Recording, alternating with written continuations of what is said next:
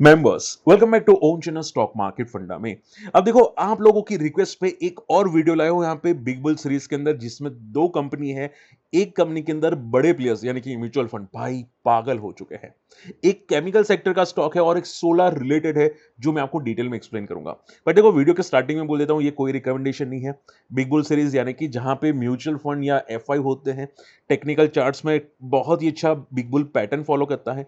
और जिनको big bull pattern नहीं पता, देखो यहाँ पे ये कैसा पैटर्न होता है। देखो, पैटर्न यानी कि जब भी कंपनी वर्टिकल जाती है सपोर्ट लेने आती है, जब भी वर्टिकल जाती है सपोर्ट लेने आती है, जब भी वर्टिकल जाती है सपोर्ट लेने आती है, यानी कि ट्रेंड हायर हाई होता है। इसके अंदर बड़े प्लेयर्स होते हैं। मैं निफ्टी की बात नहीं कर रहा हूं, निफ्टी का रेफरेंस दे रहा हूं, बट मैं बात कर रहा हूं कंपनीज की। ठीक है, तो ये पैटर्न डेली चार्ट में भी हो सकते हैं, मंथली चार्ट में भी हो सकती है। तो मैं आपको डिटेल में बताऊंगा दोनों कंपनी क्या है, कंपनी के फंडामेंटल्स प्योर बताऊंगा। बट देखो, आपसे रिक्वेस्ट करता हूं, आपने जो प्यार दिया है मेरे बिग बुल सीरीज का, वो प्यार मुझे कंटिन्यू रखना। वीडियो को लाइक कर देना, आपको बिग बुल सीरीज पसंद है कि नहीं मुझे कमेंट कर देना, और एटलीस्ट कोई और भी कमेंट कर देना, और एटलीस्ट मुझे 200 लाइक कर देना सपोर्ट के लिए, और 30+ कमेंट्स कर देना। ठीक है, और हाँ, अगर पॉसिबल है तो आपकी जो कम्युनिटी मेंबर्स में कोई फ्रेंड सर्कल है उसको भी शेयर कर देना। क्लियर, चलिए स्टार्ट करें। ओके, ये फ्री टेलीग्राम चैनल को ज्वाइन नहीं किया है, मस्ट ज्वाइन। चलिए, सबसे पहली बात करते हैं कंपनी के डिटेल में। अब देखो, थोड़ा फंडामेंटल समझाऊंगा, ध्यान से सुनना। अगर मैं कंपनी की बात करने जाऊं तो कंपनी का अभी रिसेंटली एक आईपीओ आया था। आईपीओ में कंपनी अपना डेट को चुकाने की बात करी थी। ठीक है, तो ये जैसे ही आईपीओ है, कंपनी ने अपना जो ज्यादातर बड़ा डेट था ना, यानी कि कर्जा था ना, वो चुका दिया। अब अगर आप ध्यान से देखोगे तो इनका जो कर्जा चुका है ना, बहुत बड़ी बात है, बहुत टर्न अराउंड पॉइंट है। क्योंकि इनके रिजर्व्स बहुत कम थे, डेट बहुत ज्यादा था। बट जैसे ही आईपीओ आने के बाद डेट चुका है ना, कंपनी बहुत अच्छा रेवेन्यू प्रॉफिट जनरेट करना स्टार्ट कर दिया। ये बहुत अच्छी बात है। इवन जेफरीज जैसे बड़े प्लेयर स्टॉक के अंदर बहुत बड़े बुलिश हो गए। जेफरीज ने क्लियर कट बोला कि भाई कि ये कंपनी 12 महीने के अंदर 70% पॉजिटिव हो सकती है। अब देखो, मैं नहीं बोल रहा हूं, वापस बोलूंगा, मैं नहीं बोल रहा हूं, ये जेफरीज बोल रहा है। और वो क्यों बोला है, ध्यान से सुनना। देखो, ये कंपनी जो है ना, सोलर मॉड्यूल्स मैन्युफैक्चर करती है। और इनके क्लाइंट्स पता है कौन है? केपीआई ग्रीन जैसे क्लाइंट्स। केपीआई ग्रीन एमशो नाम सुना होगा आप लोगों ने। वो भी एक बंदा, बहुत बड़ा फाड़ू बंदा था, केपीआई ग्रीन। ठीक है, अभी भी है, बट वो फाड़ू बंदा है और उनके ये क्लाइंट है। ठीक है, इनका क्लाइंट है ये। तो ये कंपनी बहुत तगड़ा सोलर मैन्युफैक्चर करती है। One of the biggest ever company है, रोबस्ट बैलेंस शीट है। और कंपनी का जो एक्सपांशन से बहुत तगड़ा वाला है। देखो, जेफरीज ने क्या बोला, ध्यान से सुनना। robust cash flow to support capacity expansions and backward integrations. Brokerage expected 65 gigawatt annual solar installation by FY28, यानी कि FY28 तक 65 गीगावाट का सोलर इंस्टॉलेशन कंपनी करने वाली है। 56% का इबिटा सीजीआर ग्रोथ हो सकता है, सोचो 56%। भाई मतलब, जो कंपनी सोलर में है, डेट ऑलमोस्ट कम हो चुका है, नेग्लिजिबल है, 56% का इबिटा ग्रो कर रही है। और ज्यादातर क्लाइंट्स इनके डोमेस्टिक है, यानी कि यूएस में भी नहीं है। और आप सभी लोग जानते हैं यूएस कितना सोलर पे टैक्स लगा देता है, दूसरे कंट्री से कोई भी आता है तो। ठीक है, तो वो क्या करे, ज्यादातर इनके लोकल क्लाइंट्स है। तो ये बहुत अच्छा ग्रोथ यहाँ पे कंपनी बता रही है कि भाई इतना ग्रोथ कंपनी का हो सकता है। 64% profit after growth CAGR FY25 से लेके FY28। इवन मार्जिन बहुत अच्छे कंपनी के रह सकते हैं। अब देखो, इतना तगड़ा ग्रोथ हो, और कंपनी का अगर मैं बात करने जाऊं यहाँ पे सिर्फ 22 की पी हो। ठीक है, सिर्फ 22 की पी, और आरओ रिटर्न ऑन इक्विटी 51% की हो। आपको आपको लगता है कि फंडामेंटल्स वीक है? जरा से भी वीक है। ठीक है, इवन अगर आप देखो यहाँ पे आईपीओ से पहले कंपनी का जो बोरिंग था वो 2000 करोड़ तक पहुंच चुका था। रिजर्व्स 500 करोड़ के थे। अब रिजर्व 3500 करोड़ है, और बोरिंग सीधा 360 करोड़ हो चुका है। ठीक है, तो ये क्लियर बता रहे कि बैलेंस शीट बहुत ही स्ट्रांग है, बहुत ही फाड़ू बैलेंस शीट है। ठीक है, तो मैं ज्यादा टाइम नहीं लूंगा, डायरेक्ट कंपनी का नाम बता देता हूं। कंपनी का नाम है, पहली कंपनी का, वो है MV. MV photovoltaic power limited. Okay, अब अगर ध्यान से देखोगे तो ये रिसेंटली लिस्टेड था। दिसंबर में ये लिस्ट हुआ था, थोड़ा वॉलेटाइल हुआ था, रेंज बाउंड हुआ था। और यहाँ पे एक बहुत तगड़ी कंपनी ने रेंज क्रिएट की थी। अब अगर बात करनी चाहिए तो यहाँ पे बहुत अच्छी रेंज है। बट रिसेंटली मैंने सुना है कि यहाँ पे कंपनी एक हाई ब्रेक करती हुई दिखाई दी। ठीक है, बहुत अच्छी बात है, लाइफ हाई ब्रेक करती हुई दिखाई दी, यानी कि मंथली ब्रेकआउट दिखाई दे रहा है। ओके, इवन अगर मैं एमवी की वेबसाइट में अगर मैं जाऊं, यहाँ पे कहाँ पे गया, ये एमवी की वेबसाइट है। और अगर आप देखोगे तो कंपनी सोलर मॉड्यूल्स मैन्युफैक्चर करती है।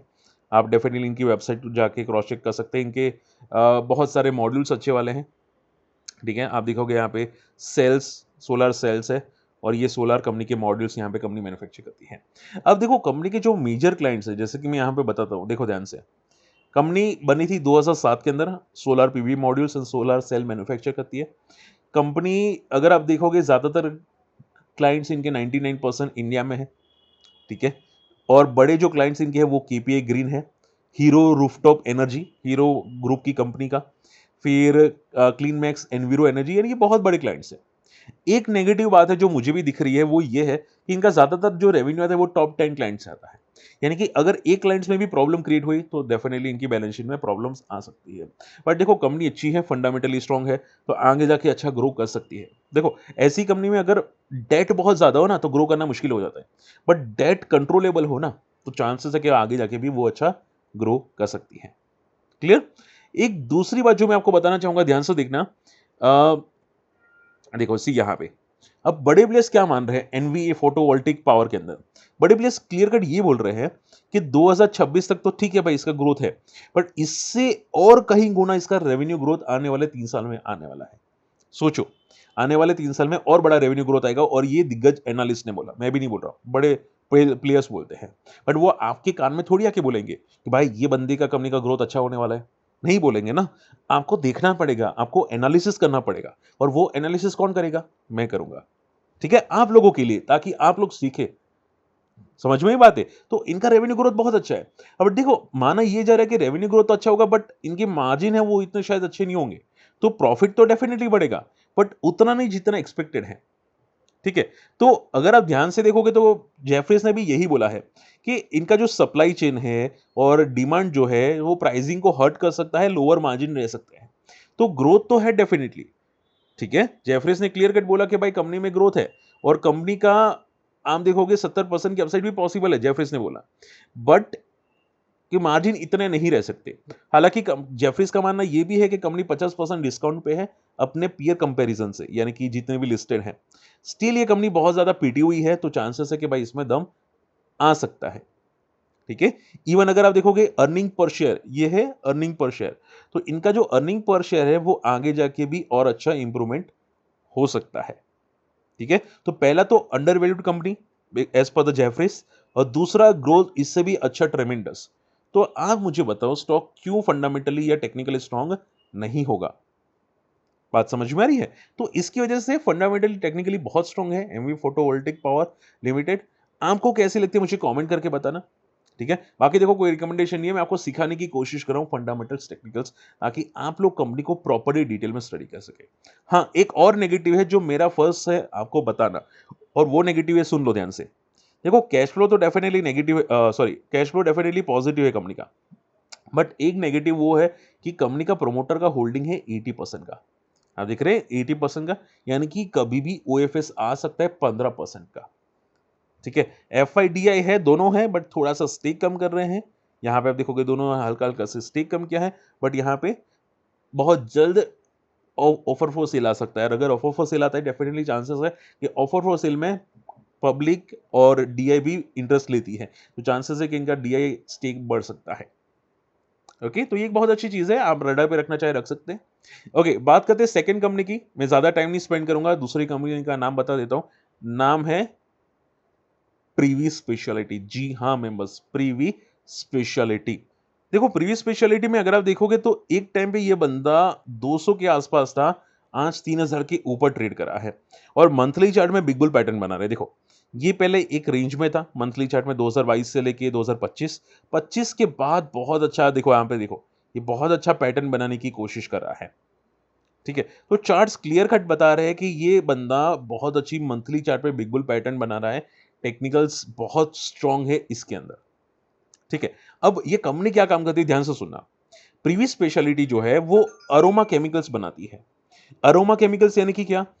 आप सभी लोगों ने परफ्यूम यूज किया होगा, बॉडी परफ्यूम, फ्रेग्रेंस, ठीक है, रूम परफ्यूम, वो सब यूज किया होगा। उसमें जो केमिकल आता है ना, उसका मेन पार्ट ये कंपनी बनाती है, जिसको बोलते हैं अरोमा, अरोमा केमिकल्स, ठीक है। वो केमिकल्स, वो जो फ्रेग्रेंस होती है वो कंपनी बनाती है, ठीक है। और वो फ्रेग्रेंस, परफ्यूम, सोप, शैम्पू सभी जगह यूज होता है, ज्यादातर कॉस्मेटिक्स में यूज होता है, टूथपेस्ट में यूज होता है, ये ज्यादातर बड़ी चीजों में यूज होता है।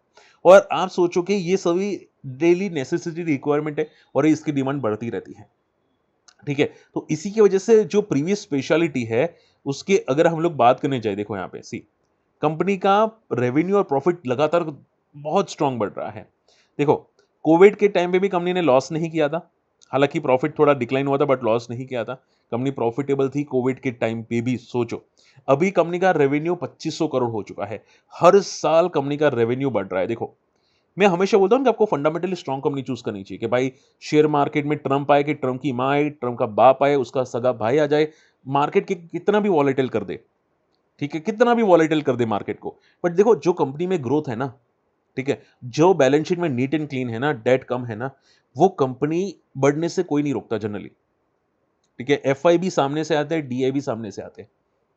बात समझ में आ रही है? और उसी की वजह से अगर मैं बात करने जाऊँ, देखो यहाँ पे, ये कंपनी के अंदर बंधन म्यूचुअल फंड और दूसरे म्यूचुअल फंड ने भी बैट किया है।